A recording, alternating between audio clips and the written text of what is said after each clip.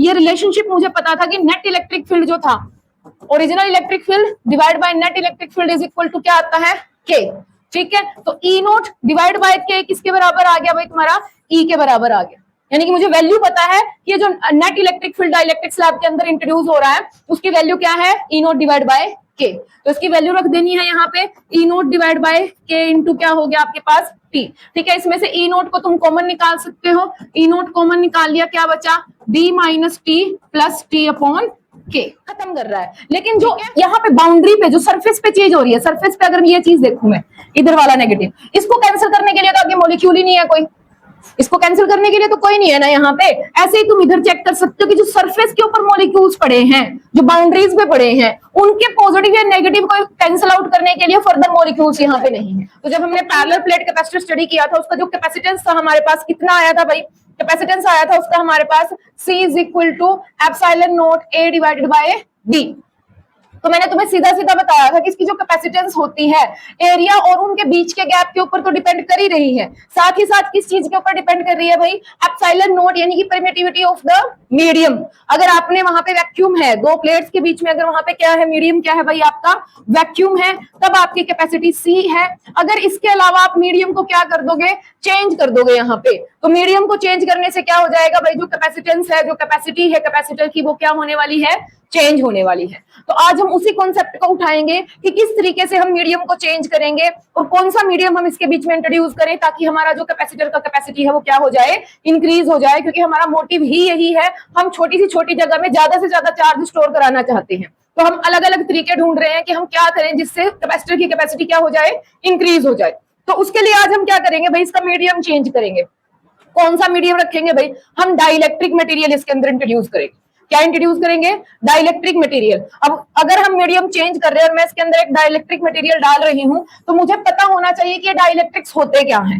से यस और नो, क्या हमें इस चीज का आइडिया है कि डाइलेक्ट्रिक क्या होते हैं। अगर मैं इनको एक कैपेसिटर की प्लेट्स के बीच में इंट्रोड्यूस कराती हूँ तो किस तरीके का बिहेव करेंगे। तो पहले तो हम उसका बेसिक फंक्शन समझेंगे कि जब हम इसको कैपेसिटर्स के बीच में रखेंगे तो किस तरीके से चेंजेस इसके नेचर में आने वाले हैं, इससे क्या हेल्प होने वाली है, क्या हमारे लिए ये चीज बेनिफिशियल होगी या फिर नहीं होगी। ठीक है, तो टॉपिक सबसे पहले हमारे पास आज का क्या है, dielectric materials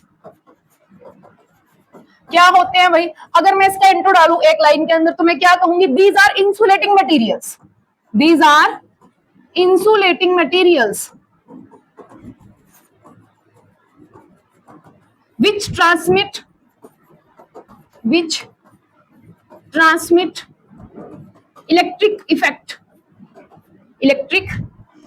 effect without actually conducting। ठीक है, कैसे मटेरियल होते हैं, इंसुलेटिंग मटेरियल होते हैं जो आपके इलेक्ट्रिक इफेक्ट को ट्रांसमिट करते हैं, ना कि कंडक्टर के जैसा बिहेव करते हैं। इस चीज को ध्यान रखना, ये मत लिख देना कि भाई डाइलेक्ट्रिक मटेरियल्स आपके कंडक्टर होते हैं, नहीं, वो कंडक्टर नहीं होते। जब हम उनको स्पेसिफिक कंडीशंस के अंदर रखते हैं तो हमारे इलेक्ट्रिक इफेक्ट को ट्रांसमिट करने की जरूर हेल्प करते हैं। जो डाइलेक्ट्रिक मटेरियल्स होते हैं आपके टू टाइप्स के आपको देखने को मिलेंगे। पहले होते हैं आपके पास पोलर डाइलेक्ट्रिक्स और दूसरे होते हैं आपके पास नॉन पोलर डाइलेक्ट्रिक्स। ये पोलर डाइलेक्ट्रिक्स और नॉन पोलर डाइलेक्ट्रिक्स क्या होते हैं भाई, पोलर डाइलेक्ट्रिक्स वो मटेरियल, वो एटम्स होते हैं जिसके अंदर ऑलरेडी क्या बने हुए हैं भाई, पोल्स क्रिएट हो चुके हैं। कैसे पोल भाई, आपके इलेक्ट्रिक डायपोल जैसे पोल। तो ये जो आपके पोलर डाइलेक्ट्रिक्स होते हैं इसके अंदर जो सेंटर ऑफ पॉजिटिव चार्ज होता है, सेंटर ऑफ पॉजिटिव चार्ज जो होता है, it do not coincides with centre of negative charge. क्या कहा है इसके अंदर कि जो भी मॉलिक्यूल होता है भाई, तुम्हें पता है कि ओवरऑल वो क्या होता है, न्यूट्रल होता है। जितना उसके अंदर पॉजिटिव चार्ज होता है उतना ही अमाउंट में उसके ऊपर क्या होता है, नेगेटिव चार्ज होता है। जितने प्रोटॉन्स उसके न्यूक्लियस के अंदर हैं उतने ही इलेक्ट्रॉन्स उसके चारों तरफ क्या कर रहे होते हैं, रिवॉल्व कर रहे होते हैं। उस प्रोटॉन का सेंटर, उन पूरे पॉजिटिव चार्ज का सेंटर और जो आपके क्लस्टर ऑफ इलेक्ट्रॉन्स का पूरा जो झुंड है उनका जो सेंटर होता है वो एक जगह लाई नहीं करता। किस केस में भाई, पोलर डाइलेक्ट्रिक्स के अंदर वो थोड़ा सा उनके बीच में ऑलरेडी क्या होता है, गैप टाइप समथिंग होता है। ये मॉलिक्यूल्स कुछ इस तरीके से दिखाई देते हैं कि इनका प्लस का जो सेंटर है और जो माइनस का सेंटर है वो थोड़ा सा सेपरेटेड है। ऑलरेडी उसके अंदर क्या बने हुए हैं, पोल्स बने हुए हैं। जैसे हमने एग्जांपल्स देखे थे वहां पे HCl का एक एग्जांपल देखा था, याद है?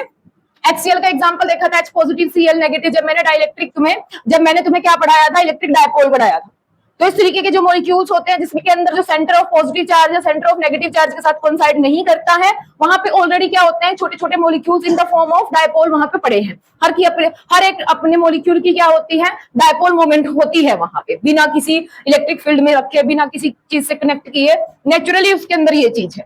उसके बाद दूसरा क्या आता है आपके पास, नॉन पोलर डाइलेक्ट्रिक्स। भाई इसके नाम से क्लियर है, जो पोलर डाइलेक्ट्रिक्स के अंदर होता है जस्ट उसके अपोजिट किसमें होता है आपका, नॉन पोलर डाइलेक्ट्रिक्स में होता है। नॉन मतलब नहीं है, पोलर मतलब पोल्स। यहाँ पे कोई पोल नहीं होते। कोई पोल नहीं होते का मतलब क्या है कि भाई इसका जो सेंटर ऑफ पॉजिटिव चार्ज है, centre of what, centre of positive charge coincides with centre of negative charge. ठीक है, इन दोनों का जो सेंटर होता है, जहां पे टोटल पॉजिटिव वहीं पे टोटल क्या होता है आपका, नेगेटिव होता है। तो यहाँ पे किसी तरीके के पोल्स क्रिएट नहीं होते हैं। जैसे H2 मॉलिक्यूल हो गया आपका, ठीक है, N2 हो गया, जो भी सिमेट्रिकल मॉलिक्यूल्स होते हैं उसके अंदर टोटल पॉजिटिव चार्ज और टोटल नेगेटिव चार्ज का जो सेंटर है वो कोइंसाइड करता है। यहाँ पे नेट डायपोल मोमेंट क्या होती है आपकी, 0 होती है। हर एक मॉलिक्यूल की भी डायपोल मोमेंट यहाँ पे क्या होती है, 0 होती है। यहाँ पे कोई सेपरेशन नहीं होता पॉजिटिव और नेगेटिव का। अब बात आती है कि भाई कैसा बिहेव करते हैं जब हम इसको कहां पे रखते हैं, भाई इलेक्ट्रिक फील्ड के अंदर रखते हैं। आप टॉपिक डाल सकते हो डाइलेक्ट्रिक्स इन इलेक्ट्रिक फील्ड, डाइलेक्ट्रिक्स इन electric field, external electric field जो हमने बाहर से अप्लाई किया है, जो हमारे कैपेसिटर के अंदर ऑलरेडी है। कैपेसिटर क्या था हमारा, हमारे पास कैपेसिटर में क्या है भाई, दो प्लेट्स हैं, एक पे पॉजिटिव चार्ज है, दूसरे पे कैसा चार्ज है, नेगेटिव चार्ज है। जहां पॉजिटिव नेगेटिव है, जाहिर सी बात है वहां पे क्या है भाई, आपके पास इलेक्ट्रिक फील्ड है। तो इसी के बीच में तो हमें डाइलेक्ट्रिक को रखना है, यानी कि हमें उसको कहां पे रखना है, इलेक्ट्रिक फील्ड के अंदर रखना है। तो इसलिए हमें उसका बिहेवियर पता होना चाहिए कि जो डाइलेक्ट्रिक मटेरियल्स हम पढ़ रहे हैं, जब हम उनको इलेक्ट्रिक फील्ड के अंदर रखते हैं तो कैसा बिहेव करते हैं। ठीक है, तो चाहे आपके पास भाई पोलर हो, चाहे आपके नॉन पोलर डाइलेक्ट्रिक्स हो, दोनों का बिहेवियर हम चेक करेंगे। मान लेते हैं कि भाई जो आपके, सबसे पहले किसकी बात करते हैं, पोलर की बात करते हैं। पोलर के अंदर जब हमने इलेक्ट्रिक फील्ड नहीं लगा रखा, तो जैसे एक पॉजिटिव एक नेगेटिव ए मॉलिक्यूल बनाया, कोई दूसरा मॉलिक्यूल पड़ा है उसका पॉजिटिव नेगेटिव, ऐसे किसी का पॉजिटिव नेगेटिव, मतलब रैंडमली वो क्या होते हैं, डिस्ट्रीब्यूटेड होते हैं। हमें नहीं पता कि भाई किसका पॉजिटिव कहाँ पे है, नेगेटिव कहाँ पे है। ये कंडीशन कब है डाइलेक्ट्रिक्स, ये बिहेवियर कब दिखा रहा है, without electric field, without electric field. किसकी बात कर रही हूं मैं, पोलर डाइलेक्ट्रिक्स की बात कर रही हूँ। ठीक है, पोलर कुछ इस तरीके का बिहेवियर दिखाते हैं। लेकिन जैसे ही मैं इलेक्ट्रिक फील्ड ऑन करती हूँ, ये बाहर एक मैंने प्लेट रख दी जिसपे पॉजिटिव चार्ज है, ठीक है, और इधर वाली एक प्लेट मैंने क्रिएट कर दी जिसके ऊपर कैसा चार्ज है, नेगेटिव चार्ज है। इन दोनों के बीच में अगर मैं ये डाइलेक्ट्रिक मटेरियल इंट्रोड्यूस करूं तो यहाँ पे क्या होने वाला है भाई, क्योंकि पॉजिटिव एक दूसरे को क्या करेंगे, रिपेल करेंगे, या फिर पॉजिटिव और नेगेटिव एक दूसरे को क्या करेंगे, अट्रैक्ट करेंगे। तो जो भी डाइलेक्ट्रिक आपने स्लैब इंट्रोड्यूस करा रखी है, मान लेते हैं ये है, ठीक है, तो यहाँ पे क्या होगा भाई, ये जो मॉलिक्यूल्स हैं जो पोलर डाइलेक्ट्रिक्स आप ले रहे थे, तो इसके अंदर जितने के डायपोल्स बने हुए थे, वो डायपोल्स खुद को किस तरीके से अरेंज करेंगे भाई, उनका नेगेटिव यहाँ पे आ जाएगा, पॉजिटिव यहाँ, नेगेटिव यहाँ, पॉजिटिव एक तरफ। ठीक है, समझ पा रहे हो क्यों बना रही हूँ मैं इस चीज को। ठीक है, नेगेटिव पॉजिटिव एंड दिस, कुछ इस तरीके का अलाइनमेंट हमें दिखेगा, ऐसा कुछ। ठीक है, नेगेटिव चार्ज किसकी तरफ इकट्ठा होने की कोशिश कर रहा है, पॉजिटिव की तरफ अलाइन कर लिया है, और जो पॉजिटिव है वो खुद को नेगेटिव की तरफ अलाइन कर रहा है। ठीक है, इलेक्ट्रिक फील्ड की डायरेक्शन क्या है, बाहर वाले इलेक्ट्रिक फील्ड की डायरेक्शन भाई पॉजिटिव से नेगेटिव होती है इलेक्ट्रिक फील्ड की डायरेक्शन। तो ये एक्सटर्नल इलेक्ट्रिक फील्ड है जिसको मैं ई नोट से रिप्रेजेंट कर रही हूँ, और इसकी डायरेक्शन मैंने दिखा दी है कि बाहर से अंदर की तरफ इस तरीके से जा रही है। ठीक है, तो यहाँ पे आपने देखा होगा कि डायपोल्स बन रहे हैं, पॉजिटिव नेगेटिव। तो डायपोल्स की डायरेक्शन कैसी हो रही है भाई, ऐसे हो रही है, नेगेटिव से पॉजिटिव जाते हैं ना डायपोल। इलेक्ट्रिक डायपोल मोमेंट की जो डायरेक्शन होती है कहाँ पे होती है, नेगेटिव टू पॉजिटिव। तो इसका मतलब आप क्या कह सकते हो कि जो डायपोल्स बने हुए थे, ऑलरेडी डायपोल्स थे, पहले वो रैंडमली अरेंज्ड थे। ठीक है, इसका डायपोल मोमेंट इधर की तरफ जा रहा है, इसका इधर की तरफ जा रहा है। ठीक है, इसका डायपोल मोमेंट ऐसे जा रहा है और इसका ऐसे जा रहा है। तो ओवरऑल ये एक दूसरे के डायपोल मोमेंट को कैंसिल आउट कर दे रहे थे, और यहाँ पे कोई भी नेट पोलराइजेशन नहीं बन पा रही थी। लेकिन जैसे ही मैंने इलेक्ट्रिक फील्ड को ऑन किया, तो इन मॉलिक्यूल्स ने अपने आप को इस तरीके से अरेंज किया कि जिस डायरेक्शन में इलेक्ट्रिक फील्ड था उसी में सबने क्या अलाइन करना स्टार्ट कर दिया है, अपनी डायपोल मोमेंट को अलाइन करना स्टार्ट कर दिया है। मोस्टली सभी मॉलिक्यूल्स ऐसा ही बिहेवियर दिखाएंगे। पोलराइज होने से क्या होगा भाई, अब क्या है भाई कि जो मॉलिक्यूल्स हैं, ये जो मॉलिक्यूल्स हैं इतने पास पास है एक दूसरे के कि भाई इसके वाला पॉजिटिव और इसके वाला नेगेटिव, क्योंकि अभी तो मैंने गैप दिखा रखा है इसके अंदर, बट इन रियलिटी मॉलिक्यूल्स जो होते हैं जैसे आपके H2O मॉलिक्यूल हो गया, HCl वगैरह जो भी चीज है वो इतने पास पास है मॉलिक्यूल्स, तो इसका पॉजिटिव और इसका नेगेटिव एक दूसरे को क्या कर देंगे भाई, इसके इफेक्ट को खत्म ही कर देंगे लगभग लगभग। ठीक है, इस चीज को ध्यान से समझिएगा कि मैं क्या बना रही हूँ कि एक्सटर्नल इलेक्ट्रिक फील्ड के अंदर ये खुद को कैसे अलाइन कर लेंगे, in the direction of electric field खुद को अलाइन कर लेंगे, जो डायपोल्स होंगे इस तरीके से। ठीक है, तो जो मॉलिक्यूल्स हैं इसके डाइलेक्ट्रिक के इन रियलिटी इतने पास पास होते हैं कि एक का नेगेटिव दूसरे के पॉजिटिव को क्या कर दे रहा है, यहाँ पे कैंसिल आउट कर दे रहा है। एक का पॉजिटिव दूसरे के नेगेटिव कितना पास पड़ा है कि वो इसके इफेक्ट को क्या कर रहा है, यहाँ पे खत्म कर रहा है। लेकिन जो यहाँ पे बाउंड्री पे जो सरफेस पे चीज हो रही है, सरफेस पे अगर ये चीज देखूं मैं, इधर वाला नेगेटिव, इसको कैंसिल करने के लिए तो आगे मॉलिक्यूल ही नहीं है कोई, इसको कैंसिल करने के लिए तो कोई नहीं है ना यहाँ पे। ऐसे ही तुम इधर चेक कर सकते हो कि जो सरफेस के ऊपर मॉलिक्यूल्स पड़े हैं, जो बाउंड्रीज पे पड़े हैं, उनके पॉजिटिव या नेगेटिव को कैंसिल आउट करने के लिए फर्दर मॉलिक्यूल्स यहाँ पे नहीं है। तो अंदर अंदर जो चीज हो रही है वो एक दूसरे को क्या कर दे रही है, कैंसिल आउट। ओवरऑल क्या बच गया, एक layer of negative charge boundary पे इधर क्रिएट हो गई है, एक layer of positive charge boundary पे इधर क्रिएट हो गई है। इसकी वजह से क्या हुआ भाई, क्योंकि पॉजिटिव और नेगेटिव की लेयर क्रिएट हो गई है, जहां पॉजिटिव है जहां चार्ज है वहां पे इलेक्ट्रिक फील्ड भी बनेगा। तो एक इलेक्ट्रिक फील्ड, तो एक लेयर तो ऑलरेडी ये थी, ये जो आपने बाहर से इलेक्ट्रिक फील्ड अप्लाई कर रखा है कि एक पॉजिटिव इधर था एक नेगेटिव इधर था, उसकी वजह से रेड कलर का इलेक्ट्रिक फील्ड तुमने बना रखा है कि एक्सटर्नल इलेक्ट्रिक फील्ड था। अब इस इलेक्ट्रिक फील्ड की वजह से इसके अंदर जो फिनोमिना हुआ, उस फिनोमिना की वजह से क्या हुआ कि इसके सरफेस पे इधर वाली तरफ नेगेटिव को कैंसिल करने के लिए कोई नहीं है, और इसके सरफेस के ऊपर इधर वाले पॉजिटिव को कैंसिल आउट करने के लिए कोई नहीं है। तो इसकी वजह से भी एक इलेक्ट्रिक फील्ड क्रिएट होगा, जिसकी डायरेक्शन क्या होगी भाई, पॉजिटिव से नेगेटिव होगी, इस डायरेक्शन से इस डायरेक्शन की तरफ होगी, और इस इलेक्ट्रिक फील्ड को हम क्या कहेंगे भाई, इंड्यूस्ड या पोलराइज्ड इलेक्ट्रिक फील्ड बोलेंगे। जो इंड्यूस हुआ है, जो बना है, किसकी वजह से, इस बाहर वाले इलेक्ट्रिक फील्ड की वजह से बना है। बात समझ में आई, बाहर वाला इलेक्ट्रिक फील्ड किधर जा रहा था, इस तरफ जा रहा था, external electric field E note से रिप्रेजेंट किया है। इसमें जब हमने डाइलेक्ट्रिक स्लैब को इंट्रोड्यूस किया तो अंदर जो भी कुछ हुआ हो उसकी वजह से क्या हुआ भाई, एक और इलेक्ट्रिक फील्ड क्रिएट हो गया, एक और इलेक्ट्रिक फील्ड यहाँ पे इंड्यूस हो गया, जो कि opposite to the direction of the applied electric field है। समझ आई बात। इससे क्या हुआ भाई, ओवरऑल इलेक्ट्रिक फील्ड या फिर जो नेट इलेक्ट्रिक फील्ड हमारे पास होगा वो क्या हो जाएगा भाई, रिड्यूस हो जाएगा, डिक्रीज हो जाएगा। हमने मान लो यहां से 10 न्यूटन पर कूलम का अप्लाई कर रखा था, 2 या 3 न्यूटन पर कूलम का इसने भी अपने अंदर इंड्यूस कर लिया और हमारे वाली अप्लाइड डायरेक्शन के अपोजिट डायरेक्शन में इंड्यूस किया है। तो हमने जो 10 न्यूटन पर कूलम का अप्लाई किया था उसमें से 2 माइनस करके ओवरऑल कितना बच गया भाई, 8 न्यूटन का बच गया। तो हमारा नेट जो इलेक्ट्रिक फील्ड हो गया वो क्या हो गया, यहाँ पे रिड्यूस हो गया। ध्यान रहेगी ये बात कि नेट इलेक्ट्रिक फील्ड क्या हो गया है, कम। अप्लाइड जो इलेक्ट्रिक फील्ड था उसको कम किया है किसने, जो इंड्यूस इलेक्ट्रिक फील्ड हुआ है उसने। डाइलेक्ट्रिक रखने से ये हुआ कि भाई आपने जो चार्जेस बना रखे थे प्लेट्स के ऊपर, उनकी वजह से जो इलेक्ट्रिक फील्ड बना हुआ था उस इलेक्ट्रिक फील्ड को कैंसिल आउट करने के लिए कोई आ गया है। अगर मैं नॉन पोलर डाइलेक्ट्रिक्स को यहाँ पे रखूं, कहां पे, इलेक्ट्रिक फील्ड के अंदर, किसको, नॉन पोलर डाइलेक्ट्रिक्स को, तो नॉन पोलर किस तरीके का बिहेवियर दिखाएंगे भाई, उसको चेक कर लेते हैं जरा। नॉन पोलर डाइलेक्ट्रिक्स इन इलेक्ट्रिक फील्ड, ठीक है, एक्सटर्नल इलेक्ट्रिक फील्ड। तो यही काम करना है भाई। यहाँ पे ऑलरेडी हमारे पास क्या था, इलेक्ट्रिक फील्ड बाहर से था, इसके अंदर हमने क्या रख देनी है, एक लेयर ऑफ डाइलेक्ट्रिक या फिर एक स्लैब ऑफ डाइलेक्ट्रिक हमने इंट्रोड्यूस कर देनी है। जैसे ही मैं स्लैब इंट्रोड्यूस करूंगी भाई, जब यहाँ पे इलेक्ट्रिक फील्ड नहीं है, ठीक है, जब इलेक्ट्रिक फील्ड नहीं है तो मॉलिक्यूल्स का पॉजिटिव और नेगेटिव एक ही जगह पे पड़ा हुआ है। नॉन पोलर के अंदर ऐसा था जहां पॉजिटिव वही नेगेटिव, वहां पे ऑलरेडी कोई डायपोल क्रिएट नहीं था।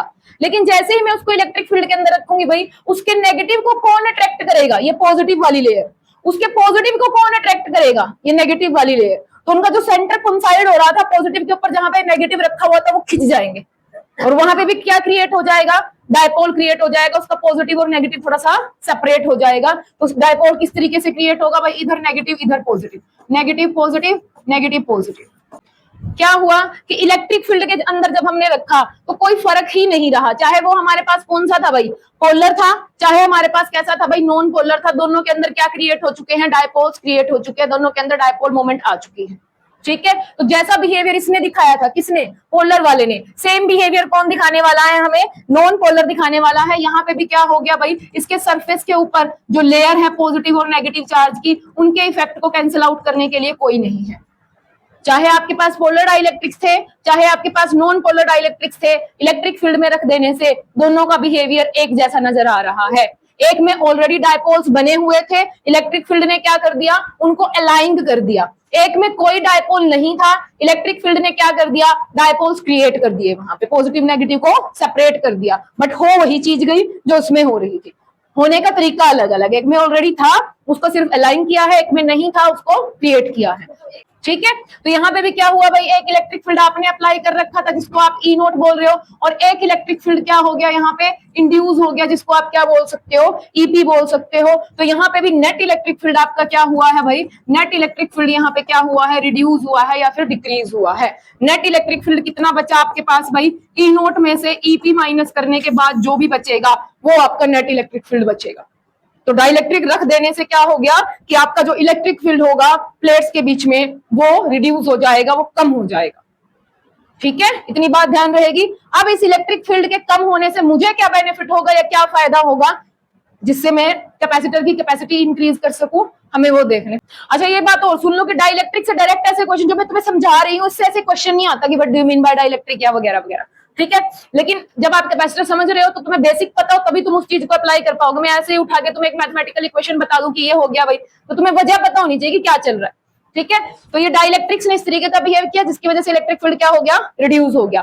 कितना इलेक्ट्रिक फील्ड रिड्यूस हुआ, क्या नहीं हुआ, तो यहाँ पे एक इक्वेशन निकल के आती है भाई आपके पास कि जो आपने अप्लाई किया था इलेक्ट्रिक फील्ड से ई नोट डिवाइड बाय क्या भाई, जो आपका नेट इलेक्ट्रिक फील्ड है से ई, क्या बोल रही हूं मैं, applied electric field divide by net electric field is equal to क्या आता है भाई, K. What is K, dielectric constant. ये रिलेशनशिप तुम्हें याद रखना है कि E naught by E is equal to K, जो हमारे काम आने वाला है। क्वेश्चन तुम्हें मिलता है कि what do you mean by polarisability, क्या क्वेश्चन आता है, पोलराइजेबिलिटी क्या होती है, इसके नाम से समझिएगा भाई। Polarisability, ability to get polarised, कि जब हम किसी भी मॉलिक्यूल को, किसी भी मटेरियल को जब हम इलेक्ट्रिक फील्ड के अंदर रखते हैं तो उन मॉलिक्यूल्स के अंदर कितनी एबिलिटी है कि वो क्या हो जाए, पोलराइज हो जाए। इसी चीज को हम क्या बोलते हैं, उस मटेरियल की पोलराइजेबिलिटी बोलते हैं। अलग अलग मटेरियल की, अलग अलग मीडियम की अपनी एबिलिटी होती है, कुछ बड़ी आसानी से पोलराइज हो जाते हैं और कई जो है वो इतनी आसानी से पोलराइज नहीं होते हैं। ठीक है, तो यहाँ पे जो डायपोल, क्योंकि जब वो पोलराइज होंगे, पोलराइज का मतलब क्या हो रहा है कि उसमें नेगेटिव और पॉजिटिव का सेपरेशन हो रहा है। ठीक है, तो वहां पे डायपोल्स क्रिएट होंगे, वहां पे क्या बनेगी, तुम्हारी डायपोल मोमेंट बनेगी। तो जो नेट डायपोल मोमेंट होती है आपकी, वो डायरेक्टली डिपेंड करती है भाई किसी हिसाब, कितना पोलराइज, कितने डायपोल मोमेंट वहां पे बनी है, वो दो बातों के ऊपर डिपेंड करती है। एक तो जिस मीडियम के अंदर वो रखे हुए, से अगर वैक्यूम में रखे हैं तो वैक्यूम की परमिटिविटी के ऊपर डिपेंड करता है। दूसरा किस बात के ऊपर डिपेंड करता है भाई, आपने बाहर से कितना इलेक्ट्रिक फील्ड लगा रखा है, कितने स्ट्रॉन्ग इलेक्ट्रिक फील्ड के अंदर उस मीडियम को तुमने रखा हुआ है ताकि वो उसके नेगेटिव और पॉजिटिव को डिस्प्लेस कर पाए। तो यहाँ से जब डायरेक्टली प्रोपोर्शनल का साइन आप हटाते हो तो यहाँ पे एक कांस्टेंट आता है भाई अल्फा। ये डायरेक्टली प्रोपोर्शनल अल्फा दोनों अलग अलग चीजें हैं। ये कांस्टेंट यहाँ पे आएगा, ये कांस्टेंट ही तुम्हारी क्या है भाई, पोलराइजेबिलिटी है। यहाँ से अल्फा की वैल्यू निकालोगे, that is P divide by epsilon note और साथ में ई नोट, ये होता है अल्फा जिसकी हम पोलराइजेबिलिटी की बात कर रहे हैं। It is the ratio of the dipole moment to the electrical, जो आपकी परमिटिविटी है, and the external electric field. अगर आप यहाँ पे इसकी वैल्यूज रख के देखोगे ना यूनिट्स की, तो आप यूनिट चेक करना है इसके। कई बार इसके क्वेश्चन आता है कई बार कि भाई इनमें से कौन सी जो यूनिट है वो पोलराइजेबिलिटी की यूनिट है, इनमें से कौन सी यूनिट जो है पोलराइजेबिलिटी की यूनिट है। यहाँ से क्वेश्चन बनता है, इसलिए मैंने इसको बीच में रोक के करा दिया कि भाई ये चीज है। अदरवाइज हमारा टॉपिक क्या था कि हमें तो सिर्फ इतना स्टडी करना है कि जब मैं डाइलेक्ट्रिक को इंट्रोड्यूस कराती हूँ कैपेसिटर के बीच में तो उसकी कैपेसिटी पे क्या इफेक्ट डलता है। लेकिन एक नंबर में कई बार मैंने क्वेश्चन देखा है पोलराइजेबिलिटी क्या होती है, इसकी यूनिट वगैरह के बारे में, तो ये चीज मैंने क्वेश्चन तुम्हें बता दिया। यूनिट्स तुम इसकी खुद पुट करके चेक करोगे कि भाई इसकी यूनिट क्या आएगी। ऊपर कौन है, ये डायपोल मोमेंट है। क्या यूनिट होती है डायपोल मोमेंट की भाई, क्या यूनिट होती है डायपोल मोमेंट की, रखो फिर कूलम मीटर, क्योंकि डायपोल मोमेंट किसके बराबर होता है तुम्हारे पास, चार्ज इनटू डिस्प्लेसमेंट। चार्ज की हो गई कूलम, डिस्प्लेसमेंट की क्या हो गई मीटर। तो coulomb metre divide by epsilon naught. Epsilon naught किसको याद है, एप्सिलॉन नोट कहां से आया था epsilon naught, F is equal to 1/4 pi epsilon naught Q1 Q2 divide by R square. यहां से एप्सिलॉन नोट किसके बराबर हो गया, 1/4 pi F into Q1 Q2 divide by R square. Values रखेंगे, इसकी तो कोई यूनिट नहीं है, 1/n न्यूटन। ठीक है। यहाँ पे क्या, कूलम स्क्वायर डिवाइड बाय क्या भाई, मीटर स्क्वायर। तो यहाँ पे एप्सिलॉन नोट की यूनिट क्या आ गई तुम्हारे पास, कूलम स्क्वायर पर न्यूटन पर मीटर स्क्वायर।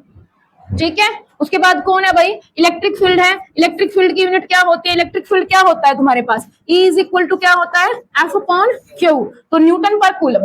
ठीक है, इसकी यूनिट क्या हो गई, न्यूटन पर कूलम। ठीक है, अब तुमसे क्या चीज कैंसिल होती दिख रही है यहाँ पे, क्या नहीं, तो यहाँ पे एक न्यूटन से न्यूटन गया यहाँ पे। ठीक है, एक कूलम की पावर यहाँ पे 1 है, तो यहाँ पे ऊपर जाएगा 2 हो जाएगी, यहाँ पे 2 है तो ये कूलम यहाँ पे कैंसिल आउट हो गया। ठीक है, क्या बचा भाई, मीटर ऊपर जाएगा तो क्यूब बन गया। क्या बचा यहाँ पे, मीटर क्यूब। मीटर क्यूब किस चीज की यूनिट होती है, वॉल्यूम की। तो पोलराइजेबिलिटी की जो यूनिट होती है वो किसकी यूनिट के साथ मैच करती है, वॉल्यूम की यूनिट के साथ मैच करती है। इसलिए मैंने यहाँ पे यूनिट निकलवाई है। कई बारी ऑप्शंस देके रखते हैं कि पोलराइजेबिलिटी की जो यूनिट होती है इनमें से किस फिजिकल क्वांटिटी के साथ मैच करती है, फोर्स, इलेक्ट्रिक फील्ड, वॉल्यूम या फिर एरिया। तो अगर तुमने पढ़ रखा है तो तुम्हें पता है कि भी वॉल्यूम के साथ करती है, तो तुम फट से टिक कर दोगे, अदरवाइज तुम बैठ के निकाल लो अगर तुम्हें फॉर्मूला पता है तो। कोई जरूरी नहीं है कि हर चीज रटनी होती है। तो अब हमने भी डाइलेक्ट्रिक का बिहेवियर देख लिया कि इलेक्ट्रिक फील्ड में कैसा बिहेव करते हैं। तो चलो जिस चीज के लिए हम इसको स्टडी कर रहे थे वो काम करते हैं। किस चीज के लिए स्टडी कर रहे थे कि जब कैपेसिटर की प्लेट्स के बीच में इसको रखेंगे तो कैपेसिटेंस पे कितना फर्क पड़ेगा। ठीक है, so the very very important topic again, ये क्वेश्चन आता है भाई तुम्हारे पास। क्वेश्चन क्या पूछते हैं कि अगर हम एक डाइलेक्ट्रिक स्लैब को इंट्रोड्यूस करा देते हैं जिसकी थिकनेस कितनी है भाई, T है। ठीक है, कहां पे इंट्रोड्यूस कराया हमने, प्लेट्स के बीच में, पैरेलल प्लेट जो कैपेसिटर था उसके बीच में, तो उसकी कैपेसिटेंस किस हिसाब से चेंज होती है। तो सबसे पहले तो वही मानते हैं कि सेज हमारे पास क्या है, एक पैरेलल प्लेट कैपेसिटर है जिसके अंदर 2 प्लेट्स आपके पास यहाँ पे आपने बना देनी है। तो ये क्या है भाई, आपके पास कैपेसिटर की प्लेट्स थी, एक पे चार्ज कितना है, पॉजिटिव है। ठीक है, कितना चार्ज है, से Q चार्ज है प्लस में। ठीक है, दूसरे पे कितना चार्ज ले लिया हमने, माइनस में उतना ही अमाउंट का चार्ज हमने क्या ले लिया, वो इंड्यूस हुआ है। एक पे पॉजिटिव चार्ज था, दूसरे के ऊपर कितना चार्ज आ जाता है आपके पास, नेगेटिव चार्ज आ जाता है। जितना पॉजिटिव उतना ही क्या आता है आपके पास, नेगेटिव चार्ज आ गया। इस पे प्लस में है, इसमें क्या हो गया भाई आपके पास माइनस में Q चार्ज है। ठीक है, टोटल डिस्टेंस कितना था आपका, प्लेट्स के बीच में टोटल गैप कितना था भाई, D का था। अब जो मैंने डाइलेक्ट्रिक इंट्रोड्यूस किया है, लिखा पड़ा है भाई, इसकी थिकनेस कितनी है, T है। और यहाँ पे हमें दिख रहा है कि जो T है it is less than D। जो T है वो क्या है भाई, लेस देन D है। मतलब जो गैप था उनके बीच में, उससे उस पूरी जगह के अंदर मैंने डाइलेक्ट्रिक नहीं भरा है, डाइलेक्ट्रिक थोड़े कम जगह के अंदर हमने रखा है। तो जैसे ही मैंने यहाँ पे डाइलेक्ट्रिक रखा तो ये कॉन्सेप्ट हम समझ चुके हैं कि डाइलेक्ट्रिक रख देने से इसके अंदर क्या हो जाएगा भाई, एक इलेक्ट्रिक फील्ड इंड्यूस हो जाएगा। मेरा एक्सटर्नल इलेक्ट्रिक फील्ड है, ई नोट से अगर मैं रिप्रेजेंट करूं तो ये मेरे पास एक्सटर्नल इलेक्ट्रिक फील्ड की डायरेक्शन थी। ठीक है, इलेक्ट्रिक फील्ड में मैंने डाइलेक्ट्रिक को रखा तो उसकी वजह से क्या हुआ, एक इलेक्ट्रिक फील्ड इसने खुद से इंड्यूस किया जिसको मैं क्या बोल रही हूँ, ईपी बोल रही हूँ। ठीक है, तो यहाँ पे डाइलेक्ट्रिक स्लैब के अंदर क्या हुआ, नेट इलेक्ट्रिक फील्ड ई रह गया जो कि किसके बराबर है भाई, ई नोट माइनस ईपी के बराबर है। ठीक है, डाइलेक्ट्रिक स्लैब के अंदर ये ई नोट इलेक्ट्रिक फील्ड था हमारे पास, इसने खुद से इलेक्ट्रिक फील्ड बना लिया अपोजिट डायरेक्शन में। तो स्लैब के अंदर इलेक्ट्रिक फील्ड कितना बच गया, ई नोट माइनस ईपी बच गया। सिर्फ स्लैब के अंदर की बात कर रही हूँ मैं। जहां पे स्लैब नहीं है, ये जो एरिया खाली पड़ा है आपका, यहाँ पे कोई इलेक्ट्रिक फील्ड को कैंसिल आउट करने के लिए नहीं है। यहाँ पे आपका इलेक्ट्रिक फील्ड कौन से वाला चल रहा है, जो बाहर वाला इलेक्ट्रिक फील्ड था वही बच रहा है। ठीक है, कितनी जगह खाली पड़ी है हमारे पास जहां पे इलेक्ट्रिक फील्ड को कैंसिल नहीं किया है, टोटल जगह कितनी थी, टोटल गैप कितना था, D। उसमें से कितनी जगह के अंदर डाइलेक्ट्रिक आया है, T। ठीक है, तो बचा कितना, D माइनस T। तो ये चीज ध्यान रखनी है कि इधर वाला एरिया और ये इधर वाला एरिया दोनों मिला के कितना बन रहा है हमारे पास, D माइनस T थिकनेस जो है वो ऐसी है जहां पे हमारा इलेक्ट्रिक फील्ड कैंसिल नहीं हो रहा है, उतना ही इलेक्ट्रिक फील्ड है जितना हमने अप्लाई कर रखा है, जितना प्लेट्स के बीच में बना हुआ है। क्लियर। तो अब यहीं से कॉन्सेप्ट उठाना है भाई, पैरेलल प्लेट जो कैपेसिटर था, कैपेसिटी निकालने के लिए किसी भी जर्नल किसी भी शेप का जो कैपेसिटर है उसकी कैपेसिटी निकालने के लिए हमने जर्नल फॉर्मूला क्या लगाना है कि C is equal to Q upon क्या होता है, V होता है। ठीक है, चार्ज के बारे में हमने बात करी रखी है कि चार्ज क्या हुआ है, V क्या है भाई, पोटेंशियल है। कैसा पोटेंशियल, इन दोनों प्लेट्स के बीच में पोटेंशियल डिफरेंस था। तो अभी डाइलेक्ट्रिक रख देने से पोटेंशियल डिफरेंस पे क्या फर्क पड़ा है मुझे वो देखना है। ठीक है, तो यहाँ पे जो पोटेंशियल है मेरे पास, नेट पोटेंशियल, वो क्या बनेगी, जो मेरे पास ओरिजिनल पोटेंशियल पहले विदाउट डाइलेक्ट्रिक थी। ठीक है, प्लस क्या हो गया, जो थिकनेस VT के अंदर आपका पोटेंशियल क्रिएट हुआ है वो, क्योंकि पोटेंशियल क्या हो जाएगी, पोटेंशियल इलेक्ट्रिक फील्ड से सीधा डिपेंड करती है। ठीक है। और रिलेशनशिप हमें पता है कि electric field is equal to क्या था भाई, V अपॉन डी था। ओरिजिनल जब आपकी पूरे डी थिकनेस के अंदर क्या थी, वैक्यूम था, तब आपका ये रिलेशनशिप था। तो अभी क्या हो गया भाई, यहाँ पे क्या आ जाएगा आपका, V की वैल्यू क्या हो जाएगी, E not into D minus T. समझ आ रहा है क्या लिख रही हूं मैं? इलेक्ट्रिक फील्ड को हम डिस्टेंस से मल्टीप्लाई करते हैं तो हमें क्या मिलता है, उस जगह का पोटेंशियल मिलता है। तो यहाँ जो आपका डी माइनस टी वाला गैप है, यहाँ पे कौन सा इलेक्ट्रिक फील्ड है भाई, ई नोट वाला। तो ई नोट को मैंने किसके साथ मल्टीप्लाई किया है, डी माइनस टी के साथ मल्टीप्लाई किया है। प्लस यहाँ पे भाई इस वाली थिकनेस में, टी थिकनेस में कौन सा इलेक्ट्रिक फील्ड है भाई, ई इलेक्ट्रिक फील्ड है। ई इंटू क्या करूंगी मैं यहाँ पे, टी करूंगी। तो ये नेट पोटेंशियल आया यहां से। दोबारा समझ लो, पोटेंशियल जो है मैंने दो हिस्सों में डिवाइड कर दिया। एक पोटेंशियल किसकी वजह से भाई, ओरिजिनल जो इलेक्ट्रिक फील्ड है उसकी वजह से। दूसरा पोटेंशियल किसकी वजह से, ये जो नेट इलेक्ट्रिक फील्ड मिल गया मुझे डाइलेक्ट्रिक के अंदर, उसकी वजह से। तो दोनों की वजह से मैंने पोटेंशियल निकाला है, क्योंकि इलेक्ट्रिक फील्ड क्या होता है भाई, पोटेंशियल क्या होता है, इलेक्ट्रिक फील्ड को जिस गैप में वो है उसके साथ मल्टीप्लाई कर देते हैं तो आपको क्या मिल जाता है, पोटेंशियल मिल जाता है। तो यहाँ पे मैंने ई नोट को मल्टीप्लाई किया है डी माइनस टी के साथ, और ई को मल्टीप्लाई किया है किसके साथ भाई, टी के साथ। ठीक है। अब मुझे एक चीज और पता थी, क्या चीज पता थी भाई, ये रिलेशनशिप मुझे पता था कि नेट इलेक्ट्रिक फील्ड जो था, original electric field divide by net electric field is equal to क्या आता है, के। ठीक है। तो ई नोट डिवाइड बाय के किसके बराबर आ गया भाई, तुम्हारा ई के बराबर आ गया। यानी कि मुझे वैल्यू पता है कि ये जो net electric field dielectric slab के अंदर इंट्रोड्यूस हो रहा है, उसकी वैल्यू क्या है, ई नोट डिवाइड बाय के। तो इसकी वैल्यू रख देनी है यहाँ पे, ई नोट डिवाइड बाय के इंटू क्या हो गया आपके पास, टी। ठीक है। इसमें से ई नोट को तुम कॉमन निकाल सकते हो, ई नोट कॉमन निकाल लिया, क्या बचा, D minus T plus T upon के। ठीक है, ये चीज हो गई। ये हमारे पास क्या आ गया, नेट पोटेंशियल आ गया। अब इसके अंदर बाद में नोट करना, पहले सुन लो। अब इसके अंदर ई नोट क्या है भाई, ओरिजिनल इलेक्ट्रिक फील्ड जो हमने अप्लाई किया था। ठीक है। कौन सा इलेक्ट्रिक फील्ड, दो प्लेट्स के बीच का इलेक्ट्रिक फील्ड, पॉजिटिव चार्ज और नेगेटिव चार्ज। कितना आंसर आया था कल इसका, सिग्मा अपॉन एप्सिलॉन नोट। तो वही तो है, ये तो ओरिजिनल है। तो इसकी वैल्यू रख देंगे, क्या है भाई, sigma upon epsilon note into D minus T plus क्या भाई, टी अपॉन के। अभी और चीज मैं क्या लिख सकती हूँ कि सिग्मा क्या होता है भाई, यहाँ पे क्यू अपॉन ए होता है, charge per unit area. Surface charge density क्या होती है, charge per unit area. Value put कर दी है यहाँ पे, D minus T plus again T upon के। ये चीज क्या निकल के आ गई मेरे पास भी, जितनी मेहनत मैं पोटेंशियल पे कर सकती थी मैंने मैक्सिमम दिखा दिया कि यहाँ तक मैं पोटेंशियल को लेकर जा सकती थी। मेन इक्वेशन मेरे पास क्या थी, ये थी भाई मेरे पास मेन इक्वेशन, जहां में मुझे क्या करना था, क्यू अपॉन वी का रेशियो चाहिए था। ठीक है। तो क्यू हमारे पास है, वी हमने निकाल लिया, in the term of Q तक निकाल लिया। तो नाउ कैपेसिटेंस क्या हो गई है हमारे पास, जो सी की वैल्यू हो गई है भाई हमारे पास, क्यू अपॉन पोटेंशियल। क्या है potential, Q divide by A epsilon note into D minus T plus T upon के। क्या कैंसिल हुआ, क्यू से क्यू गया, क्या बचा हमारे पास, epsilon naught A divide by D minus T plus T upon K बच गया। ठीक है। कल जब हमने कैपेसिटी निकाली थी, जब हमने कोई डाइलेक्ट्रिक इंट्रोड्यूस नहीं किया था, उस टाइम कैपेसिटी क्या थी, epsilon naught A divide by क्या था भाई, डी था। डी से डिवाइड कर रहे थे। अब किस चीज से डिवाइड कर रहे हैं भाई, डी में से कुछ माइनस हो रहा है, डी में से कुछ तो माइनस हो रहा है, यानी कि जो नीचे जिससे हम डिवाइड कर रहे थे वो वैल्यू और छोटी हो गई है। अगर जिससे डिवाइड कर रहे हैं वो वैल्यू छोटी हो गई है तो आंसर हमारा क्या हो जाएगा भाई, इंक्रीज हो जाएगा। आंसर हमारा क्या हो जाएगा, इंक्रीज हो जाएगा। यानी कि हमारी कैपेसिटी है, जो कैपेसिटेंस है, वो हमारे पास क्या मिलेगी, हमें इंक्रीज्ड अमाउंट में मिलेगी।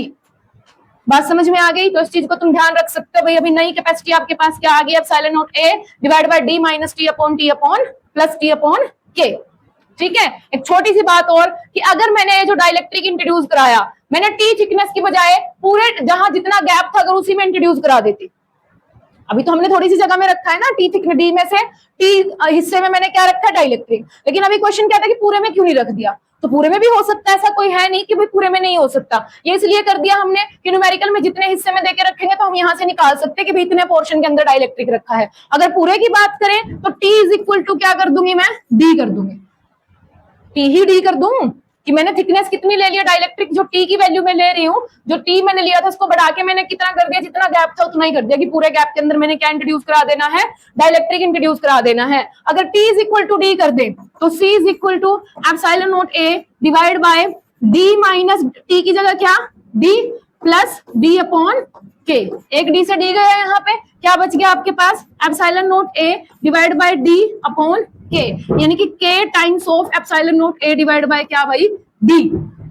तो यहाँ पे हमारे पास क्या दिख गया भाई कि ये तो हमारे पास ओरिजिनल जो था कैपेसिटेंस वो तो था ही, ठीक है।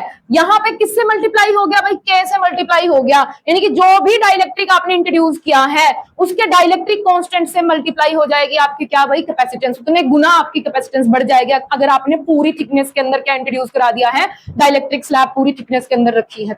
तो जितना भी उसका डाइलेक्ट्रिक कांस्टेंट होगा उतने गुना आपका कैपेसिटेंस, उतने टाइम्स आपका कैपेसिटेंस जो है वो इंक्रीज हो जाएगा। You can easily right it here कि के इंटू सी नोट में इसको लिख सकती हूँ। सी नोट यानी कि ओरिजिनल जो आपका कैपेसिटेंस था, जब आपकी प्लेट्स कहाँ पे रखी थी भाई, वैक्यूम में रखी थी, उस टाइम आपके पास सी नोट था। अब क्या हो गया है, वो के से मल्टीप्लाई हो चुका है जब आपने डाइलेक्ट्रिक स्लैब उसके अंदर रख दी है। तो this is the effect of introducing a dielectric slab in between the plates of a capacitor. It increases the capacitance. ठीक है, अगर आप पूरे में इंट्रोड्यूस करा दोगे तो k टाइम्स इंक्रीज हो जाएगा। अगर आपने अपनी थिकनेस अपने हिसाब से ली है तो दिस इज द रिलेशनशिप, आप वैल्यूज रखोगे उसके हिसाब से आ जाएगा आंसर भी। इतना इंक्रीमेंट होगा, इंक्रीमेंट ही, डिक्रीमेंट नहीं होगा, कैपेसिटेंस बढ़ेगी ही बढ़ेगी। यहाँ पे एक क्वेश्चन तो ये आता है कि भाई डाइलेक्ट्रिक स्लैब इंट्रोड्यूस कराते हैं तो क्या होता है, हमने देख लिया कि k टाइम्स इंक्रीज होता है। एक क्वेश्चन आता है भाई अगर आपने कंडक्टिंग स्लैब इंट्रोड्यूस करा दी तो क्या होगा, कौन सी स्लैब इंट्रोड्यूस करा दी, कंडक्टिंग स्लैब। नहीं, हमें इलेक्ट्रिक फील्ड बढ़ाने का फायदा नहीं है यहाँ पे, कैपेसिटर्स के बीच में हमारा बेनिफिट क्या है, हमें इलेक्ट्रिक फील्ड इंक्रीज थोड़े ना करना है, हमें क्या करना है, इलेक्ट्रिक फील्ड को डिक्रीज करना है। डाइलेक्ट्रिक ने यही काम तो किया था, डाइलेक्ट्रिक रखने में जितना वो कैंसिल कर सकता था डाइलेक्ट्रिक ने उतना कैंसिल किया जितनी उसकी एबिलिटी थी कैंसिल आउट करने की, ठीक है। उसने हमारे वाले इलेक्ट्रिक फील्ड को क्या किया, कैंसिल, उसका हमें बेनिफिट हुआ, क्योंकि इलेक्ट्रिक फील्ड कम होगा तो पोटेंशियल भी कम होगा, इलेक्ट्रिक फील्ड कम होगा तो क्या कम होगा भाई, पोटेंशियल भी कम होगा। अगर पोटेंशियल कम होगा तो आपका क्या हो जाएगा भाई, कैपेसिटेंस ऑटोमेटिकली इंक्रीज हो जाएगा। चीजों को लिंक करो ना कि हम क्या कर रहे हैं, हमने डाइलेक्ट्रिक की हेल्प से क्या किया, इनके बीच में जो इलेक्ट्रिक फील्ड था उसको कम किया था, ठीक है। इलेक्ट्रिक फील्ड कम हुआ तो पोटेंशियल कम होगा, क्योंकि इलेक्ट्रिक फील्ड और पोटेंशियल डायरेक्टली डिपेंड करते हैं एक दूसरे के ऊपर। पोटेंशियल कम होगा तो कैपेसिटेंस बढ़ जाएगा यहाँ पे। तो ये डाइलेक्ट्रिक का था। अगर हमारे पास क्या आ जाए भाई कि हमने एक कंडक्टिंग स्लैब इंट्रोड्यूस अगर करानी हो तो, कैसी स्लैब इंट्रोड्यूस करानी हो, कंडक्टिंग स्लैब इंट्रोड्यूस अगर करानी हो तो सपोज हमने यहाँ पे एक कंडक्टिंग स्लैब इंट्रोड्यूस करा दिया भाई, जिसकी थिकनेस कितनी है, टी है। कितनी थिकनेस है इसकी, टी थिकनेस है, ठीक है। और टोटल थिकनेस कितनी थी हमारे पास, डी थी, ठीक है। तो ये जो कंडक्टर होता है भाई, कंडक्टर के अंदर क्या एबिलिटी होती है कि उसके इलेक्ट्रॉन्स फ्री पड़े रहते हैं, उसके इलेक्ट्रॉन्स क्या रहते हैं, फ्री पड़े रहते हैं। जैसे ही हमने उसको इलेक्ट्रिक फील्ड के अंदर रखा तो उसके इलेक्ट्रॉन्स कहाँ पे कलेक्ट हो जाएंगे भाई, इसके पॉजिटिव की तरफ इकट्ठे हो जाएंगे। कितने इलेक्ट्रॉन्स इकट्ठे होंगे इस तरफ, जितना पॉजिटिव आपने अप्लाई कर रखा है उतने ही नेगेटिव चार्ज यहाँ पे इकट्ठा हो जाएगा। जितना नेगेटिव यहाँ है उतना ही पॉजिटिव आपका कहाँ रह गया, बैक साइड में पीछे की तरफ रह गया। यानी कि यहाँ पे क्या होगा, जितना आपने इलेक्ट्रिक फील्ड अप्लाई कर रखा था से ई नोट, उसी की बराबर अमाउंट में आपका इलेक्ट्रिक फील्ड ये अंदर से इंट्रोड्यूस कराएगा, एक इलेक्ट्रिक फील्ड इंड्यूस कराएगा ई नोट। तो जिसकी वजह से आपका नेट इलेक्ट्रिक फील्ड जो होगा कंडक्टिंग स्लैब के अंदर वो क्या हो जाएगा भाई, जीरो हो जाएगा। और ये हमने कई बार डिस्कस कर लिया है कि एक कंडक्टर के अंदर इलेक्ट्रिक फील्ड क्या होता है, जीरो होता है, उसके अंदर कोई इलेक्ट्रिक फील्ड नहीं होता। यही वजह होती है कि उसके अंदर कोई इलेक्ट्रिक फील्ड नहीं होता, क्योंकि उसके अंदर एबिलिटी होती है जिस भी इलेक्ट्रिक फील्ड के अंदर आप रखोगे उसके अपोजिट डायरेक्शन में इलेक्ट्रिक फील्ड को क्या कराता है, इंड्यूस कराता है, टोटल इलेक्ट्रिक फील्ड को वहां पे क्या कर देता है, कैंसिल आउट कर देता है। तो यहाँ पे कोई भी इलेक्ट्रिक फील्ड नहीं बचा है। तो अगर यहाँ पे कोई इलेक्ट्रिक फील्ड नहीं बचा है तो मेरा जो पोटेंशियल होगा, जो पहले दो हिस्सों में डिवाइड हो चुका था जब हमने डाइलेक्ट्रिक इंट्रोड्यूस कराया था, तो यहाँ पे भी वही चीज है कि एक तो वो वाला हिस्सा जहां पे कंडक्टिंग स्लैब नहीं है, प्लस दूसरा वो वाला हिस्सा जहां पे हमारे पास क्या है, कंडक्टिंग स्लैब टी थिकनेस की हमने रख दी है, ठीक है। तो वी नोट किसके बराबर होगा, E naught into D minus T के बराबर, सेम कैलकुलेशन जो पीछे की थी। और वीटी किसके बराबर होगा भाई, इसके अंदर जो इलेक्ट्रिक फील्ड है, कितना है इसके अंदर electric field, zero into T, यानी कि कोई पोटेंशियल है ही नहीं यहाँ पे। समझ आ गई बात, यहाँ पे कोई पोटेंशियल का डिफरेंस क्रिएट ही नहीं हुआ। तो V इज इक्वल टू सीधा सीधा किसके बराबर बचा, E naught into D minus T. E naught की वैल्यू रख दो यहाँ पे, क्या थी भाई, सिग्मा अपॉन एप्सिलॉन नोट, साथ में क्या चल रहा है, डी माइनस टी। अब सिग्मा की वैल्यू रख दो, क्या वो अपॉन ए, साथ में epsilon note into D minus T. इसको इक्वेशन नंबर 2 बोल दो। जब लिखोगे तो थोड़ा सा बढ़िया बना के लिख देना। ये इक्वेशन नंबर 1 चल रही थी, 2 की वैल्यू उठा के कहाँ रख देनी है, 1 में रख देनी है। तो Q divide by Q divide by A epsilon note into D minus T, Q से Q गया, यहाँ पे क्या बचा, epsilon note A divide by D minus T, epsilon note A divide by D minus T. This is the capacitance of a capacitor when a conducting slab of thickness T is introduced between the plates. ठीक है, अगर ये conducting slab पूरी thickness में introduce कर देते भाई, क्या होता भाई, अगर पूरी थिकनेस के अंदर इंट्रोड्यूस कर देते तो पूरा इलेक्ट्रिक फील्ड क्या हो जाता, जीरो हो जाता। या फिर यहां देख लो कि if T is equal to क्या कर दूं, D कर दूं, T इज इक्वल टू क्या कर दो, D, तो C क्या हो गया, epsilon note A divide by 0, answer क्या आ गया भाई, इंफिनिटी।